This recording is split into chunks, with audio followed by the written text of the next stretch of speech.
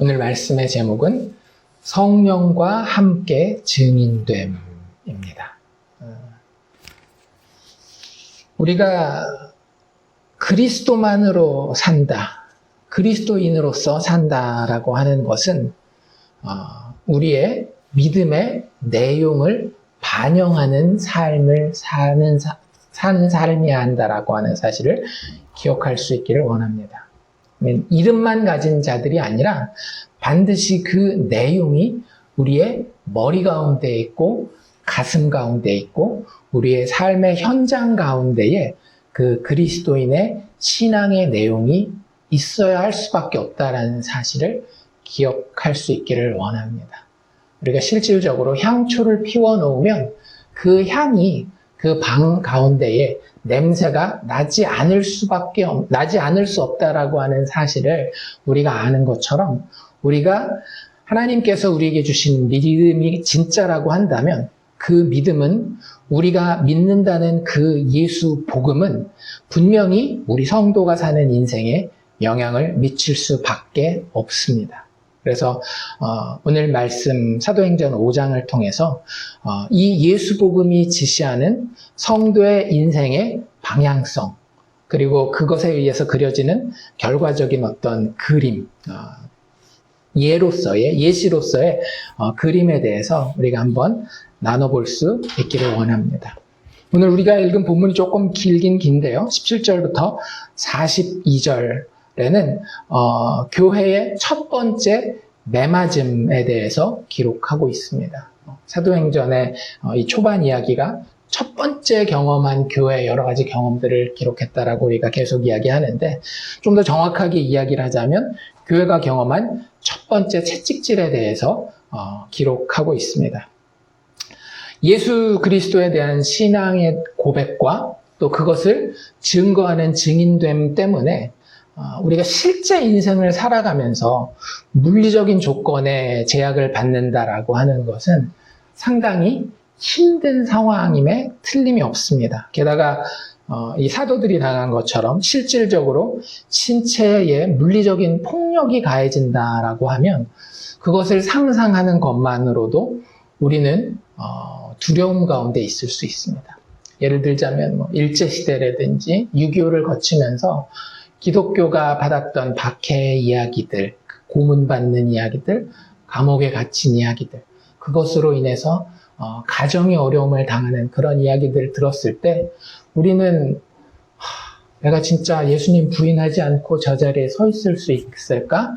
라는 그런 어떤 두려운 마음을 가질 수밖에 없습니다. 어쨌든 이 본문의 에피소드는 이런 어려운 상황에서 첫 번째 예루살렘 교회가, 초대교회가 여전히 예수 그리스도의 신실한 증인으로 서 있는 모습을 우리에게 그려 보여주고 있습니다. 결국에는 하나님이 우리에게 그리실 그림도 어떤 그림이라는 거예요? 이런 그림이라고 하는 거예요. 그래서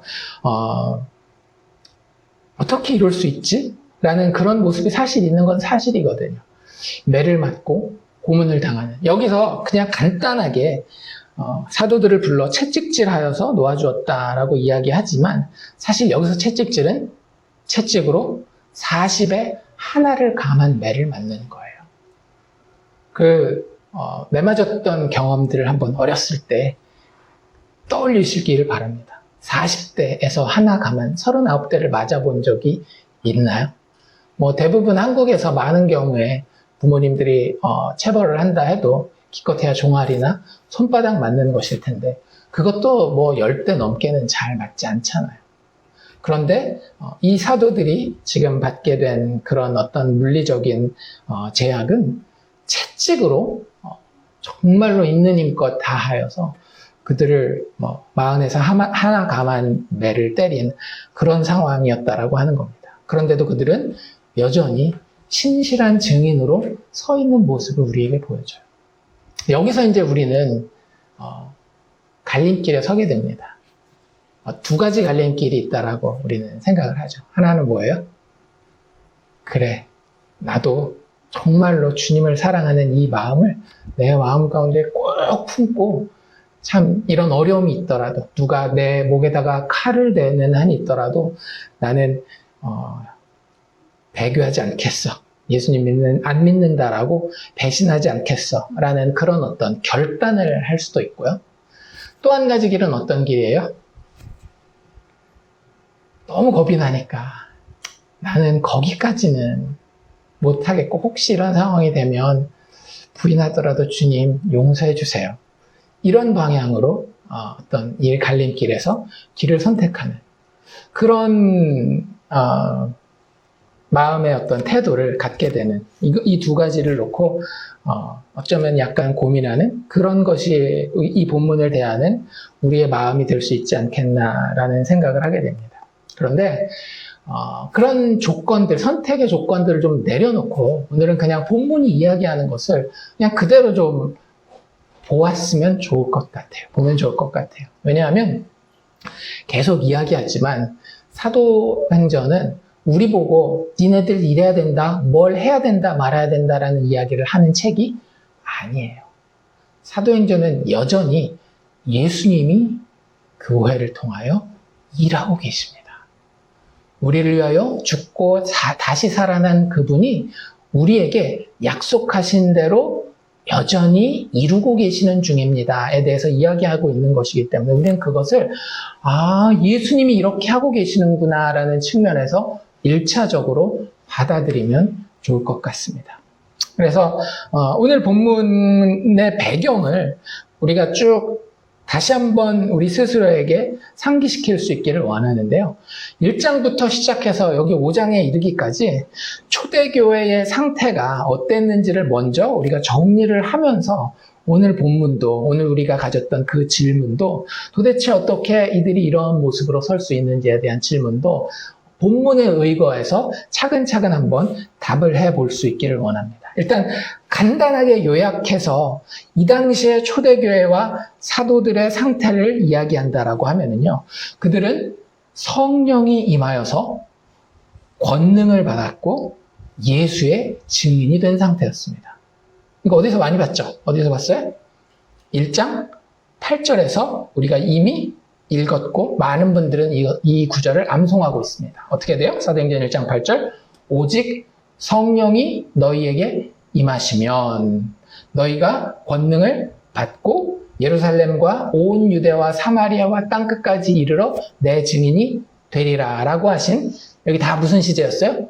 미래 시제였죠. 예수님이 승천하시기 전에 교회와 제자들에게 어떤 일이 일어날 것인지에 대한 예언을 하신 거예요. 약속을 하신 것이죠.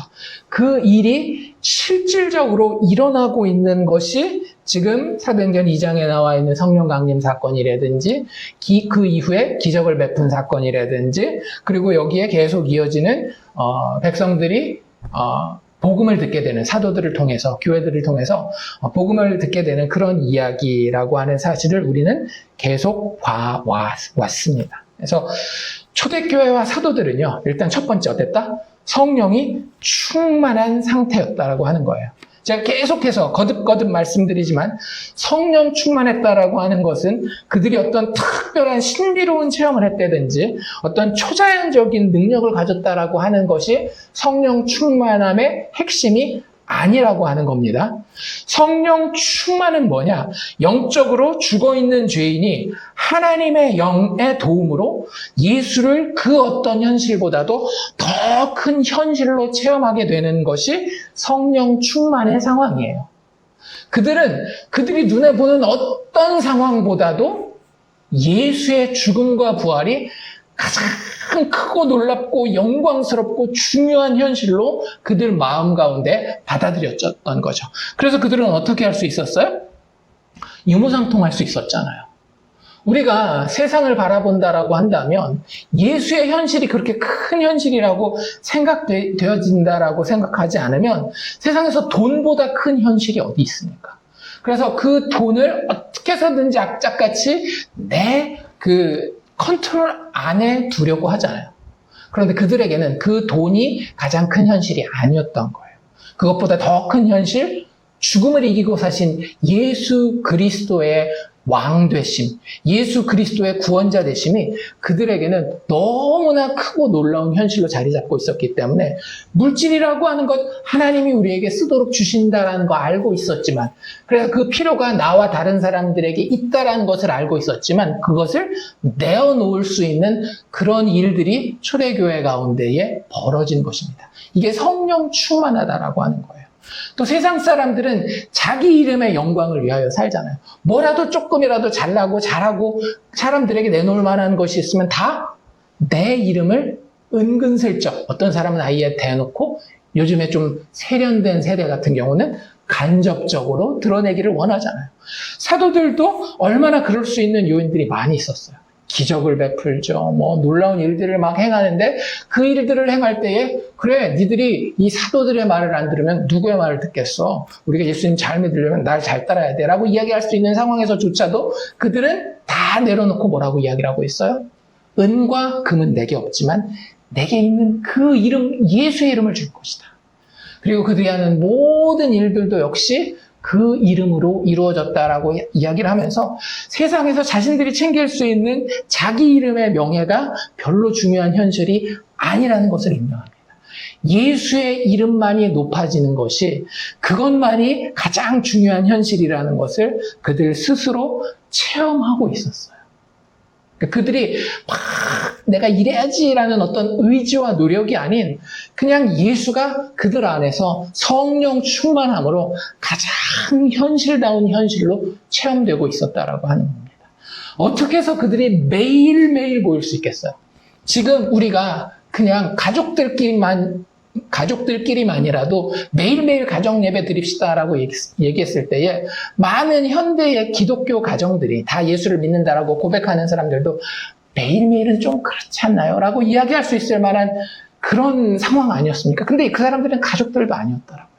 그런데 매일 모여서 말씀을 나누고 기도하고 사도들의 가르침을 듣고 성찬의 예식을 합니다. 왜요? 예수에 대해서 같이 듣고 같이 이야기할 수 있는 그 현장, 예수가 체험되는 현장이 그들에게는 가장 즐겁고 영광스러운 현실이었기 때문에 그렇다고 하는 거죠. 그러니까 초대교회의 현실은 진짜 성령 충만한, 예수만이 유일한 가장 중요한 현실로, 가장 큰 현실로 자리 잡고 있었던 상황이었다라고 하는 거예요. 이걸 이해하지 아니하고, 야, 지금 이 사람들이 핍박당하고 있는데, 심지어는 고문을 받고 있는데, 처벌을 받고 있는데, 물리적인 제약을 당하고 있는데, 나도 이 상황 가운데 갔을 때는, 이때는 이쪽 길을 택해야 되는 거야, 저쪽 길을 택해야 되는 거야. 이러고 있으면 안 된다라고 하는 거예요. 일단 그들이 가지고 있는 첫 번째 것은 무엇이었는가 하면, 기다리던 성령을 받았어요. 그리고 그 성령을 통해서 충만한 상태였다라고 하는 거예요. 두 번째, 또 그들은 어떤 상태였다라고요? 권능을 받은 상태였다라고 하는 겁니다. 여기서 이제 권능 이렇게 이야기를 하면 자꾸 우리는 오해를 하게 되죠. 뭔가 기적을 베풀어야 되는 것처럼. 그런데 초대교회와 사도들 뿐만 아니라 오고 오는 모든 성도들은 성령이 충만하게 되면 권능을 받게 되어 있습니다. 예수의 죽음과 부활을 그들의 눈으로 목격하고 또 증인에 의해서 그 분명한 증거들을 늘 듣는 사람들은 성령이 충만하여서 권능을 받게 돼요. 그런데 이 지금까지 나와 있었던 그 이야기와 또 우리가 실질적으로 체험하는 성령의 임재를 통해서 받게 되는 권능에는 두 가지 종류의 권능이 있다라고 하는 사실을 우리가 기억하면 좋을 것 같습니다. 세상이 할 수 없는 것들을 해내는 능력이 권능이에요. 그것이 어떤 때는 정말로 초자연적인 능력인 병고침 같은 것들, 귀신 쫓는 일들이 될 수도 있고, 어떻게 보면 예수 믿기 때문에 인생을 또박또박 더 잘 살아가는 그런 모습이 될 수 있을 텐데, 첫 번째 우리가 생각해 봐야 되는 권능은 어떤 권능인가 하면 살리는 권능입니다. 여기 보면 교회와 사도들이 많은 죽어가는 영혼들을, 죽어가는 인생들을 살리고 있는 것을 보고 있죠. 40년 된 안진뱅이를 일으키는 사건이라든지, 데리고 와서 귀신 들린 사람들, 모든 병에 걸린 사람들, 이런 사람들 다 나음을 받잖아요. 그래서 예수 믿는 사람들을 통해서 복음의 메시지를 듣는 사람들 가운데에는 하나님의 택자들이 있고, 그 하나님의 택자들은 그 복음을 만났을 때 그 복음의 권능을 체험하게 됩니다. 누구를 통해서? 증인된 하나님의 성령 충만한 성도들을 통해서. 그래서 우리가 정말로 예수 복음을 들고 나갈 때 기적을 행했을 때가 아닙니다. 계속 말씀드리지만 기적은 우리 지난주에도 말씀드렸죠. 한 영혼을, 한 인생을 진짜로 살릴 수 있다 없다? 진짜로 살릴 수는 없어요. 그 기적과 함께 같이 가는 예수 그리스도의 왕 되심, 그의 의가 죄인들의 의가 되어서 우리 인간 존재가, 죄인 존재가 하나님 앞에 정말로 자격 없지만 능력 있게 의롭게 설 수 있게 된다라고 하는 그 메시지가 그 인간 존재를 변화시키는 것을 권능이라고 이야기를 합니다. 그래서 우리가 예수 복음을 가지고 세상에 나아갈 때에 우리는 살리는 권능을 가지게 되는 겁니다. 특별히 초대교회에서는 하나님이 그것을 좀 더 드라마틱하게 보여주기 위해서 초자연적인 사건들을 많이 사용하셨을 뿐이지, 여전히 오늘날에도 제가 장담할 수 있는데, 우리가 예수 믿는 그 믿음 가운데에 그 복음을 가지고 예수 알지 못하는 죽어가는 하나님의 택자들에게 나아갈 때에 그들의 인생은 변화될 줄로 믿습니다. 그들의 인생은 회복될 줄로 믿습니다. 그들의 인생은 반드시 다시 살아나 부활의 생명을 체험하게 될 줄로 믿습니다. 우리가 성령을 충만하게 체험한다라고 한다. 그들에게 그것이 있었다는 거예요. 그래서 그것이 한 가지 종류의 권능이에요. 살리는 권능. 그것이 굉장히 여기 강력하게 사도행전에는 계속해서 드러나고 기록되고 있죠. 그런데 그게 전부가 아닙니다. 성령이 충만하게 임할 때에 또 한 가지 권능이 있는데요. 한 가지가 살리는 권능이라고 한다면 나머지 한 가지는 사는 권능입니다. 사는 권능. 성령이 임하셔서 충만하게 되면 뭐가 달라져요? 사는 모습이 달라지는 거예요. 내 스스로 가질 수 없었던 마음의 태도에서부터 삶을 향하고 세상을 향하는 그런 모습들이 달라진다라고 하는 겁니다. 예수 믿는 자들은 절대 패배자들이 아니에요. 우리는 구원받은 죄인이 맞습니다. 그리고 여전히 옛사람의 모습 때문에 안타까워하고 아파하는 부분이 있어요. 하지만 우리는 예수 믿고 난 이후에 성령께서 우리의 마음 가운데 충만히 임하여서 더 이상 이제는 내가 사는 것이 아니라 내 안에 그리스도가 산다라고 한다면 우리의 삶은 예전에 예수 믿기 전의 모습과 같을 수는 없는 거예요. 하나님이 우리에게 육체의 생명을 주셔서 10년이 될지 20년이 될지 50년이 될지 100년이 될지 모르는 그 인생을 살아가게 하는 동안에 하나님께서는 예수의 열매를 맺게 하신다라고 약속하셨어요. 30배, 60배, 100배의 열매를 맺게 하신다라고 하시잖아요. 그건 우리가 밖에 나가서 다른 사람들 데리고 와서 전도 몇 명 했느냐에 대한 이야기가 아니에요. 열매는 누구에게 맺혀요? 나에게 맺히잖아요. 그리고 사도 바울은 그걸 분명하게 뭐라고 이야기하고 있는가 하면 성령의 열매라고 이야기합니다. 성령이 충만하면 우리 삶 가운데에 열매가 권능으로 드러나는 거예요. 사랑과 희락, 세상이 가지지 못하는, 세상이 나의 편리함대로 가지는 그런 사랑 말고 예수 그리스도께서 자격 없는 죄인을 향하여 베푸시는 그 사랑이 내 안에서 조금씩 배워져서 나오는 거예요. 나의 옛사람을 봤을 때는 도저히 불가능한 그 사랑이 내가 예수를 알고 예수를 믿어 성령에 충만할 때에 내 삶 가운데에 현실이 되는 그 권능을 체험하게 되는 겁니다. 세상은 조건에 의해서 기쁠지 슬플지가 결정되지만 우리는 조건이 아닌 예수 그리스도의 부활의 그 한 가지 변하지 않는 사실에 우리의 기쁨의 근원을 두기 때문에 우리가 세상에서 어떤 일을 당하든지 하나님 앞에 나와 찬양하고 기도하는 그 순간에 천국의 기쁨을 체험하게 되는 그 능력을 가지게 된다라고 하는 거죠. 화평과 인내와 온유와 자비와 양선과 충성과 온유와 절제가 우리가 교회에 나아가서 믿는 사람들과 생활할 때뿐만 아니라 세상에 나아가서 믿지 않는 사람들과 만나는 그 순간에도 야, 어떻게 저 사람은 저렇게 절제할 수 있지? 나는 원래 그렇게 할 수 없는 사람임을 알고 있어요. 내 의지를 가지고 절제해서 사람들한테 자랑하는 그런 절제가 아닌 나는 원래 할 수 없는 너무나도 의지력이 약한 연약한 자인데 하나님께서 나를 여기 보내주신 그 콜링 때문에, 부르심 때문에 내가 이 자리에 이렇게 서 있다니 참 놀라운 권능이구나.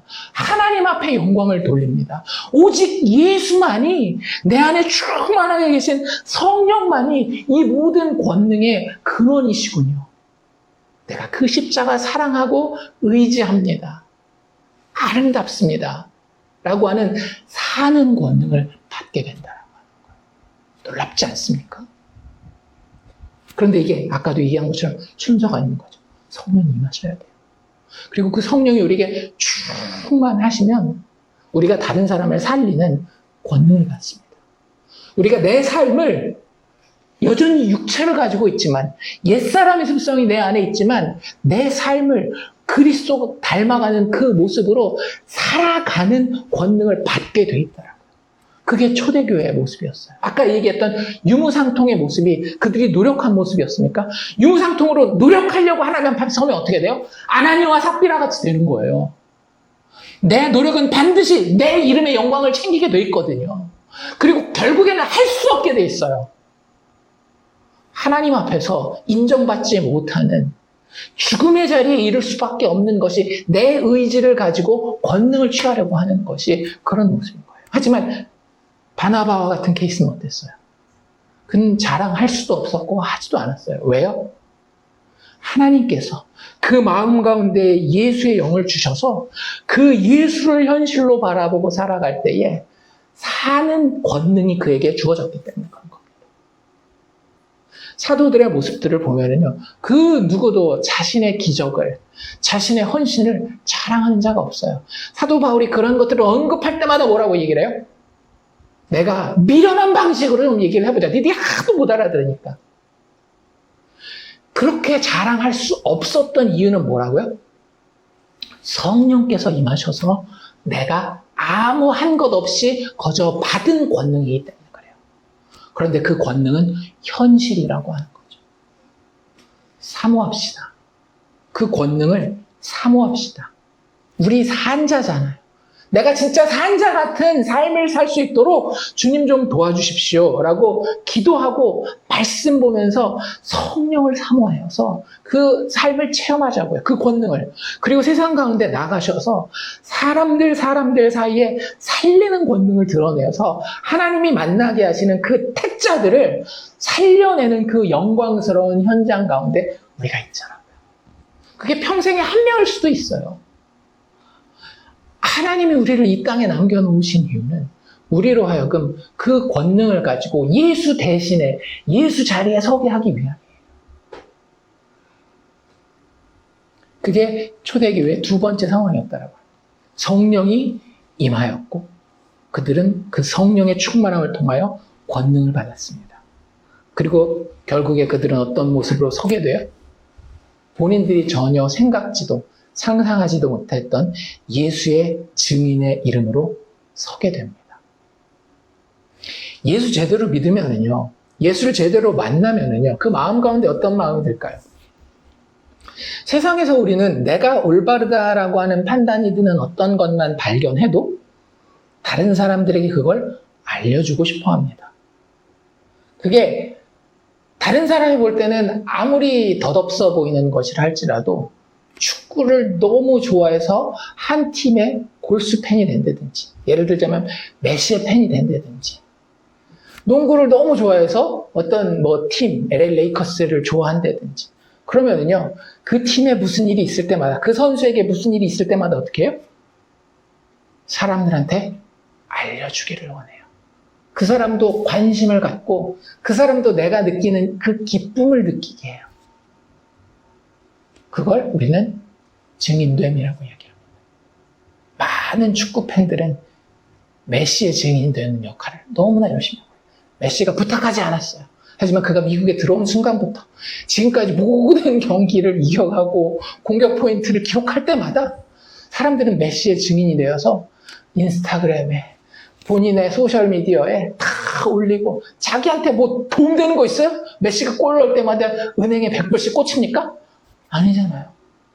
도움되는 것 없지만 자신이 생각할 때 아름답고 의로운 것에 대해서 사람은 하나님을 닮아 지음을 받았기 때문에 증인이 될 수밖에 없는 거예요. 그런데 진짜 중요한 건 뭐예요? 무엇을 아름답게 발견했느냐라고 하는 거죠.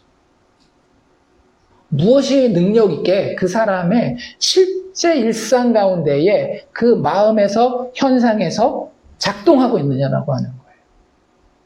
초대교인들에게는 그게 뭐였다? 예수 그리스도였다. 성령의 충만함을 통하여서 내 의지를 가지고 예수를 붙들 수 없어요. 우리 알고 있잖아요. 구원받는다라고 하는 것이 중생, 거듭난다라고 하는 것 자체가 죄인이 이미 죽어있기 때문에 할 수 없는 일이라는 것을 계속해서 고백해왔잖아요. 성경의 말씀들을 통해서 우리가 보아왔잖아요. 그런데 그게 내 안에 일어났다라고 하는 것은 하나님의 영이신, 그리스도의 영이신 성령께서 내 안에서 역사하고 계시다라고 하는 거예요.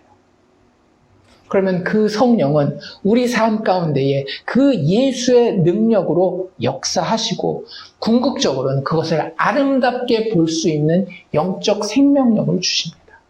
그러면 우리가 우리의 의지를 가지고 하는 것이 아닌 너무나 자연스러운 인간 존재로서, 영적 존재로서, 하나님의 형상을 가진 존재로서 반응할 수밖에 없는데 그게 뭐다? 그 이름의 증인으로 그 자리에 서게 되는 거예요. 그리고 다시 한번 우리 복습합시다. 증인된다라고 하는 것은 믿지 않는 사람을 가서 설득해서 교회에 데리고 오는 것이다? 아니다. 증인된다라고 하는 것은 그 대상이 특정될 필요가 없어요. 우린 꼭 그 뭐라 그래야 될까? 한국 사람들이 실용적인 생각을 많이 해서 믿지 않는 사람들이 교회에 혹은 뭐 교회까지는 아니더라도 천국에 카운트 하나 더 내서 플러스 될 때에만 우리가 증인됨을 잘했다라고 생각해요. 아니에요. 증인됨 역시 두 가지 종류로 일어나는데 하나는 아직 예수를 알지 못하는 존재들을 향해서 증인되는 일이 일어납니다. 하지만 그게 증인됨의 끝이 아니에요. 초대교회가 증인되었다라고 하는 것은 절반 이상은 어디에서 일어났을까요? 교회 안에서 일어났어요. 믿음의 공동체 안에서 일어났다라고요. 예배 드리는 동안에, 같이 성경 공부하는 동안에, 같이 기도하고 찬양하는 동안에, 떡을 나누는 동안에 그들이 서로에게 뭐가 된 거예요? 그 이름의 증인이 된 거예요. 내가 영적으로 저 바닥으로 내려가고 참 말라 있을 때에 또 다른 나의 믿음의 형제요 자매되는 이들이 내 앞에 와서 그들의 삶 가운데에 여전히 현실로 크고 놀랍고 아름답게 역사하시는 예수에 대한 증언을 해줄 때에 내가 다시 한번 깨닫고 내 안에 있는 성령의 충만하심을 체험하며 또 일어나서 예수로 하여금 사는 능력을, 그 권능을 발휘하실 수 있는 그 자리로 나아가게 해주는 거예요. 그래서 그게 초대교회의 모습이었다라고 하는 사실을 우리는 반드시 발견해야 합니다. 다시 한번 세 가지 뭐라고요? 그들은 성령이 임하였고 권능을 받았고 예수의 증인이 되어 있는 상태였다라고 하는 겁니다. 사실 우리 아까 갈림길 얘기했잖아요. 갈림길 이야기.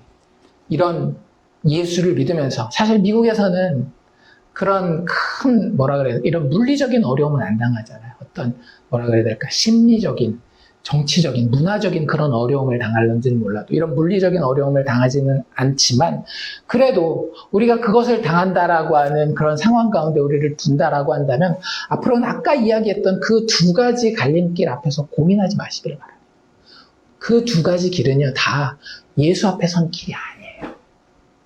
내가 그걸 얼마나 다짐을 튼튼히 해서 잘 이겨나가느냐, 아니면 못하겠으니까 하나님이 그냥 용서해 주시면 좋겠지 하는 그런 어떤 그래야 될까, 약간 비겁한 길을 택하느냐, 그게 우리 앞에 놓여진 갈림길이 아니라고요. 우리는 그 갈림길 자체가 없어요. 우리에게는 오직 좁은 길만 있습니다. 세상이 보는 좁은 길, 하지만 우리가 보기에는 유일하게 사는 그 길, 예수 바라보는 그 길에만 서면 되는 거예요. 그리고 그분이 우리에게 말씀하신 대로 성령의 충만함을 늘 사모해야 합니다. 내 영혼이 메말라 있을 때 그냥 그것으로 오랫동안 만족해서는 안 돼요. 그래서 내가 천국은 가겠지. 그러면 인생이 어떻게 되는지 아세요? 전도서처럼 되는 거예요. 예수 믿고 이 땅에서 살지만 헛되고 헛되니 모든 것이 헛되니 이러고 앉아 있어요. 예수 믿는데 그럴 수가 없다니까요. 내 안에 성령이 충만하기를 사모하시기를 바랍니다. 거기에 성도의 삶이 달려 있어요. 교회의 생명력이 달려 있어요. 그게 안 되면 뭘 해도 좋아요. 율법적인 걸 해도 좋고 뭘 해도 좋으니까 어떻게 해서든지 주님 주의 영이 내 안에 충만해서 예수가 내 현실이 되기를 원합니다. 그러면 하나님이 우리에게 세상을 살리는 권능과 내가 사는 권능을 허락해서 주시게 돼 있어요. 우리가 그걸 받게 돼 있다. 그리고 그런 내 삶의 모습을 바라보면 어느새 나는 증인의 자리에 서 있다라고 하는 것을 발견하게 됩니다. 세상은 그걸 좋아할까요? 싫어할까요? 싫어해요. 여기도 보면 첫 번째 그 17절 말씀이 되게 재밌는 표현 아니에요? 뭐라고 돼 있어요? 대제사장과 그와 함께 있는 사람들, 즉 사두개인의 당파가 다 마음에 시기가 가득했대요. 왜요? 우리가 전하고자 하는 이 증인되는 예수 복음의 이야기는 무슨 이야기이기 때문에 나를 비롯한 당신의 삶의 모든 업적들은 아무것도 아닙니다. 근데 그 사람을 바라봤을 때, 세상이 우리를 바라봤을 때 우리의 삶은 어때요? 저놈들 능력이 있잖아. 권능 있네. 저 사람들이 가서 같이 만지는 그곳마다 생명력이 있고 저 사람 삶 자체가 살아있네. 아니 그거는 내가 가지고 있는 건데 내가 내 주변의 사람들에게 공급해서 내 영광을 받는 건데 그걸 보게 돼요. 그래서 하나님의 택함 받지 못한 세상은 우리를 향해서 시기와 질투하는 마음을 가질 수밖에 없습니다. 그리고 어떻게 하기를 원해요? 우리를 한 구석탱이에다 가둬버리기를 원해요. 감옥에다 가둬버리기를 원해요. 그리고 어떻게 하기를 원해요? 다시는 그 이름으로 말하는 것 자체를 못하도록 금지하기를 원합니다. 여러분들 이 일은 우리 외부로부터도 시작되지만 사실은 우리 안에서도 계속 일어나는 일이에요. 내가 예수만 바라보고 예수의 권능을 의지하여서 하나님이 원하시는 그 아름다운 모습 가운데에 예수의 현실을 지금도 발견하기 원하는 그 모습에 대해서 내 옛사람의 자아는 계속해서 시기하고요. 그래서 내 스스로 내가 잘한 것에 대해서 뿌듯함을 느끼게 만들고 내가 못한 것에 대해서 열등감과 실망감을 느끼게 만들고 아까 얘기했던 건 헛되고 헛되니 모든 것이 헛되다 이런 생각하게 만들고요. 사람들과 늘 비교하게 만들고 내가 하나님 앞에 예수 붙들고 서 있는 그 모습을 내 삶의 한 구석탱이로 쳐박아서 가둬놓기를 원해요. 그리고 내 스스로에게, 내가 나의 영혼에게 내가 어찌하여 낭망하는 거라고 이야기하는 그 시편 기자가 갈망했던 그 선포가 예수에 대한, 예수 부활에 대한 선포가 내 스스로에게 전해지는 것을 막아버려요. 말씀 보지 못하게 하고 기도하지 못하게 하고 예배 시간이 망가지게 하고 세상의 것들로 다 채우게 만드는 그런 공격은 여전히 지금도 유효합니다. 단지 밖으로뿐만 아니라 내 안에서. 그러니 그 싸움이 얼마나 치열해야 할지 우리 스스로 생각할 수 있어야 한다는 거죠. 하지만 하나님의 뜻은 너무나 분명해요. 그 자리에 머물러 있으라 말하라? 말라는 거예요. 여기 뭐라고 되어 있어요? 주의 사자가 밤에 옥문을 열고 어떻게 해요? 끌어내잖아요. 그리고 뭐라고 말씀하시죠? 10절에 보면 가서 성전에 서서 이 생명의 말씀을 다 백성에게 말하라 라고 이야기를 합니다. 여러분들 이 음성이 우리에게 늘 들려야 되는 거예요. 그래서 우리가 초대교회와 같은 모습일 때에 성령이 임하여서 그것이 충만하여서 그분이 우리 안에 충만하여서 권능을 받고 증인되는 자리에 있을 때에 하나님의 이 음성을 계속해서 듣게 되면 그들은 새벽에라도 나아가서 성전에 서서 들어가 이 예수 복음에 대해서 가르칠 수밖에 없다라고 하는 거죠. 너무나 신기하지 않나요? 그들은 방금까지도 감옥에 갇혔어요. 뭐 때문에? 지금 본인들이 다시 하는 이 일 때문에. 예수 복음에 대해서 가르치고 선포하고 증인되는 것 때문에 갇혀있다가 하나님이 풀어주셨는데 거기서 벗어나는 것이 그들의 목적이 아니었다라고 하는 거예요. 우리는 인생을 살아가면서 인생의 위기를 만나면 자꾸 이렇게 생각해요. 이 인생의 위기에서 벗어나는 것이 하나님의 뜻이고 선이라는 생각을 자꾸 합니다. 그렇지 않더라고요. 하나님의 선은 어디에 있어요? 우리가 예수 믿게 되었으면 그 예수 믿게 된 상태에서 성령 충만하여서 권능을 가지고 증인의 자리에 서는 것이 바른 것이고 의롭고 선한 것이라고 하는 거예요. 새벽이라도 본인들이 다시 한번 감옥에 갇히는 한이 있더라도 그 자리에 설 수밖에 없었던 것이 성령 충만하여 권능을 받고 증인된 자로서 삶을 살아가는 자들의 모습이었다라고 하는 거예요. 그들이 노력하고 의지하고 감옥에 갈까? 못 갈까? 하나님의 분은 지켜주실까? 안 지켜주실까? 그런 모습이 있어요? 없어요? 없잖아요. 내가 이번에 들어가더라도 하나님이 또 풀어주실 거야 이런 생각하지 않아요. 하나님이 가라고 한 그 곳에는 갑니다. 그러니까 모든 오만 군데 다 가라 이게 다 네 책임이다 그런 얘기를 하는 게 아니에요. 하나님이 보내시는 그곳이 있어요. 예를 들자면 나중에 하나님께서는 이 사도들을 예루살렘에서 흩어버리시잖아요. 또 예루살렘의 성전에서 계속 증인돼야 돼. 하나님이 거기에 그렇게 부르시지 않으면 자기를 부르신 그곳으로 때로는 그곳이 어딘지도 모르고 가야 되는 경우들도 있어요. 그런데 그 부르심이 확실한 그곳에는 내가 증인으로 설 수밖에 없는 거예요. 사도 바울도 성령님이 충만한 가운데 자신이 예루살렘에서 진짜 증인이 될지, 로마에서 증인이 될지, 아니면 그 과정에서 증인이 될지, 그건 넘어 진짜 서바나까지, 스페인까지 증인이 될지 모르지만 증인된다라는 것을 알고 있었고, 그것을 향해서 항상 소원하는 마음을 가지고 있었어요. 그리고 그 가운데 어려움을 당해서 그 어려움에서 나오고 안 나오고에는 큰 관심이 있다 없다? 없다라고 하는 거예요. 우린 자꾸 그런 거에 관심이 있어요. 예수 믿으면서 사역하면서 혹은 예수 믿는 자로서 열심히 살다 보면 세상에서 어떤 핍박이 오고 그 가운데에 하나님이 그 어려움을 극복하게 해주시고 세상을 이기게 해주실 거야. 감옥에서 나오게 해주실 거야. 사업 안 되는 것도 잘 되게 해주실 거야. 자식 안 되는 문제도 잘 되게 해주실 거야. 이런 생각을 가지고 생각하는데 하나님이 생각하는 의는요. 예수 그리스도 복음 하나입니다. 그것이 우리 안에 체험되어지고 그것이 우리를 통해서 증언되느냐 안 되느냐 자체가 하나님의 의지, 하나님의 선이지 그것 외에 우리가 생각하는 세상 사람들이 보기에 칭찬받고 내가 생각하기에 엎드릴 만한 권세가 아니라고 하는 거예요. 그래서 성도들은 여기 초대교회 성도들, 사도들은 계속해서 가르칩니다. 이 21절에만 그 이야기가 나오는 게 아니라 29절에서도 가르치지 말라라고 이야기하는 그 현장에서 베드로와 사도들이 대답하여 이르되 사람보다 하나님께 순종하는 것이 마땅하다. 하나님께 순종하는 게 뭐라고요? 내가 보낸 곳에 가서 예수 복음의 증인이 되어라. 그 복음을 가르치라. 그래서 자기들을 핍박하고 그거 말하지 말라고 얘기하는 그 사람들에게 무슨 얘기하고 있어요? 나무에 달려 죽으신 예수, 자격 없는 자들을 위해서 대신 십자가에서 죽으신 예수, 이사야 53장에 약속된 그 고난받는 종 예수에 대해서 이야기하고 있잖아요. 그리고 그 예수를 우리 조상의 하나님이 살리셨다. 그가 분명히 그리스도다. 예수밖에는 다른 길이 없다. 그리고 31절 넘어가면 참 재밌는 표현이 나와 있는데 뭐라고 나와 있어요?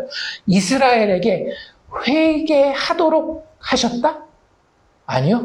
회개는 우리 다 누가 한다라고 생각해요? 내가 한다라고 생각하잖아요. 그런데 회개마저도 뭐라고요? 회개와 죄사함마저도 하나님이 예수를 통해서 우리에게 주시는 거라는 거예요.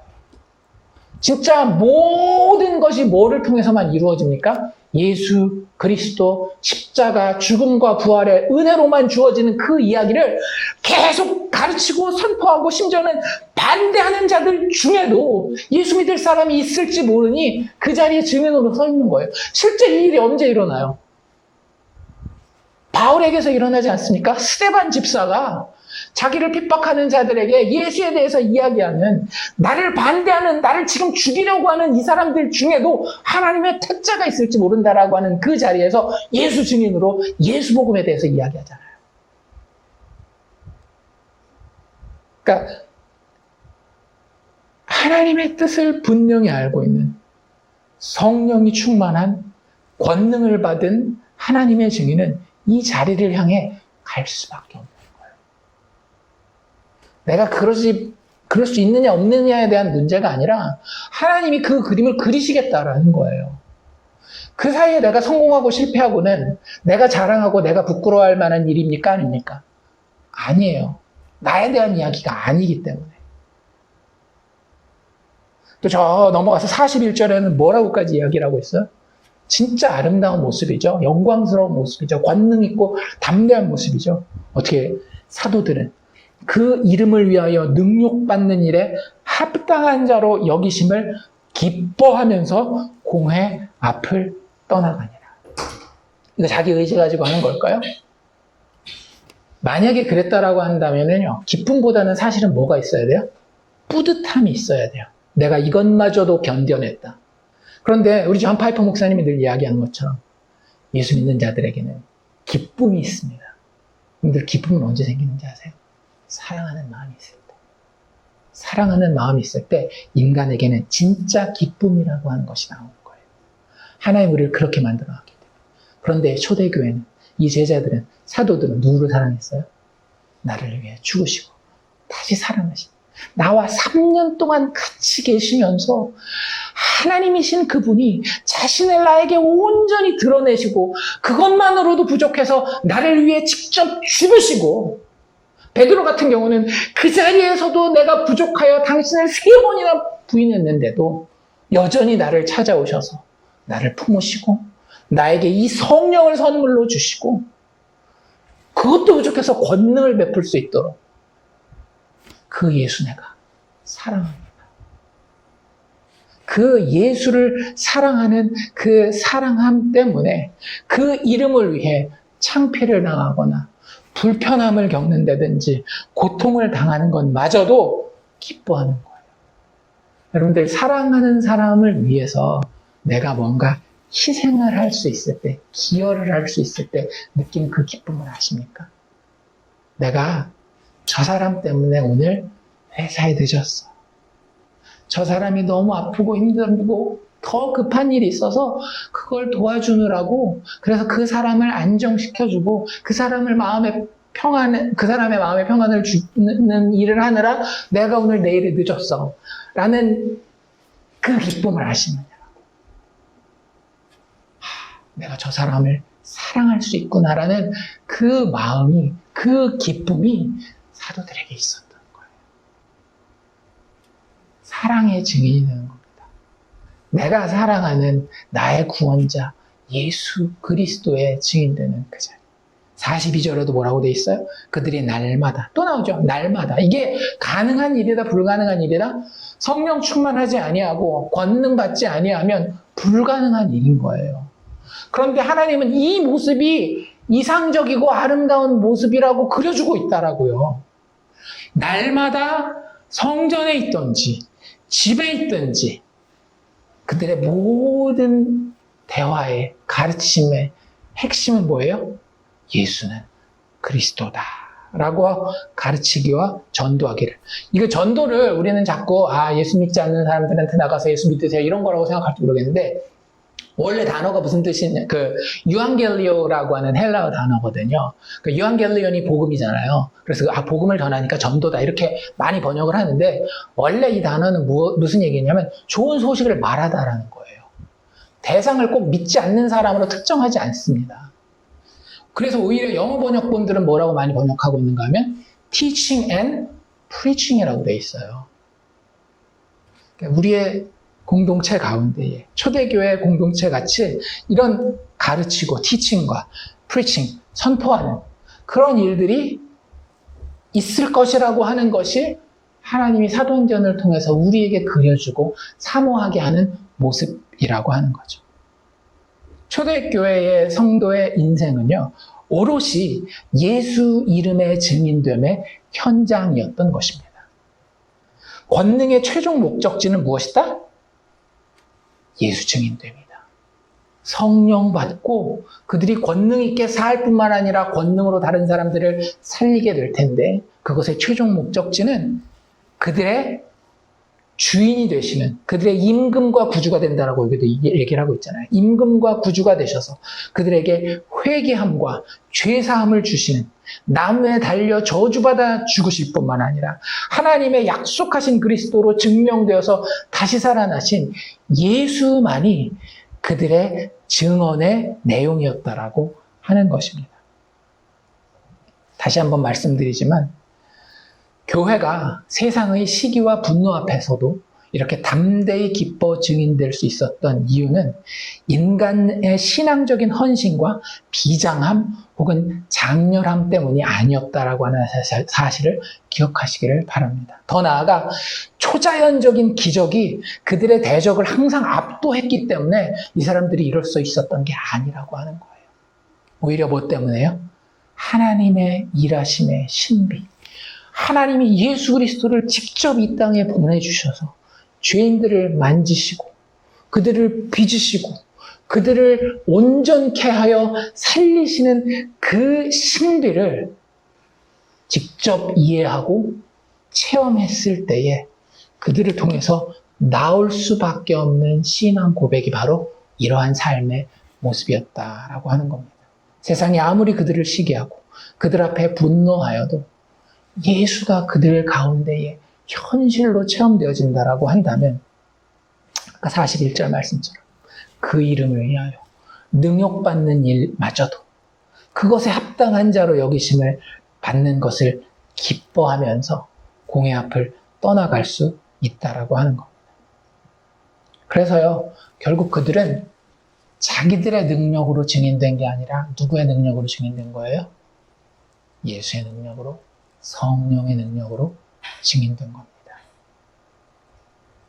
성령이 그들 안에서 그들을 향해 예수의 증인이 되셨을 뿐만 아니라 그들이 인생을 살아가는 동안에 성령께서 그들과 함께 예수의 이름을 증언하고 계시는 현장이 오늘 우리가 읽은 사도행전 5장의 현장이라고 하는 거죠. 예수의 영, 그 영은요, 우리의 인생이 예수 구원의 신비와 능력에 놀라고 감격하면서 그 주님 다시 만나게 되는 그 날까지 성령과 함께 그 이름의 증인이 되는 그 현장에 있게 만듭니다. 그리고 그것이 우리의 인생이도록 만들어주시는 분이 바로 성령이라고 하는 거예요. 그러니 여러분들, 죄인 때문에 나무에 달려 죽으시고 하나님이 그리스도로서 우리의 임금과 구주로서 다시 살려내신 그 예수를 오늘도 우리의 마음 가운데 품고 그분이 허락하시는 회개함과 죄사함을 묵상하고 누리면서 성령의 도우심 가운데에 그 이름을 위해 증인이 되는 삶을, 그 인생을 주님 다시 오시는 그날까지 살아가실 수 있기를 주의 이름으로 축원합니다.